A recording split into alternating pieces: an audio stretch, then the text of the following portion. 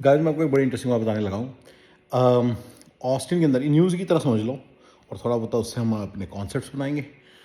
Austin के अंदर, Austin Texas जो एक बूमिंग सिटीज़ में आता है इस वक्त अमेरिका के, क्योंकि वहाँ पे पॉपुलेशन सबसे ज़्यादा बढ़ रही है। अब जाके गूगल करो 2024 में कौन से सिटीज़ में सबसे ज़्यादा वो बढ़ रही है, पॉपुलेशन बढ़ रही है।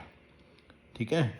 और आप देखोगे कि ऑस्टिन उसमें उसमें आता है, शायद सबसे ज़्यादा पॉपुलेशन जहाँ बढ़ रही है वो ऑस्टिन है शायद, मुझे ध्यान नहीं आ रही बात। तो अब क्या होता है वहाँ पे एक कॉमर्शियल बिल्डिंग जो कि हार्डली कुछ साल पहले ही, 3-4 साल पहले, 4-5 साल पहले $131 मिलियन की बिकी थी, वो अब $12-13 मिलियन में फोरक्लोज हुई है। यानी कि बैंक के पास चली गई थी, फिर बैंक ने आगे बेच दी और अब वो $12-13 मिलियन की बिकी है। 12-13 मिलियन, 10% रहेगी उसकी वैल्यू। जिन लोगों को लगता है कि रियल एस्टेट की वैल्यू हमेशा ही अमेरिका में बढ़ती है, उनको मैं, ये मेरी तरफ से एक बड़ा इंपॉर्टेंट न्यूज़ आइटम है। ये मैं समझना 2009-2010 की बातें हैं, 2011 की बातें हैं।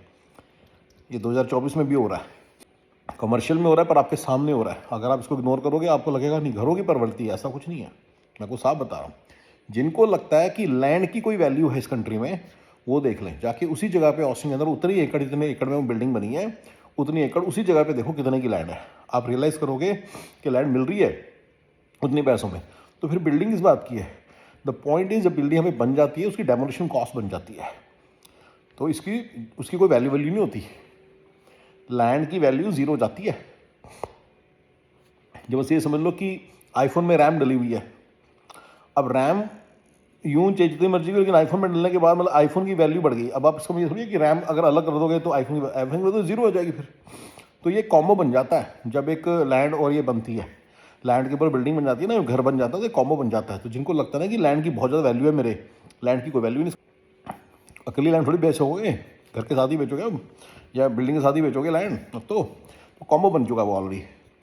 ठीक है। ये बातें जिसको नहीं समझ में आ रही ना, वो सारा दिन ये जो माइनॉरिटी माइंडसेट वाला है, ये काफ़ी लोग लगे हुए हैं। इवन ये रॉबर्ट कियोसाकी है, रियल एस्टेट में इन्वेस्ट करो, रियल एस्टेट में इन्वेस्ट करो, ये बिना बात से बोलते रहते हैं, इनको पता कुछ नहीं है। आप माइनॉरिटी माइंडसेट तो live the poor life, poor men's life.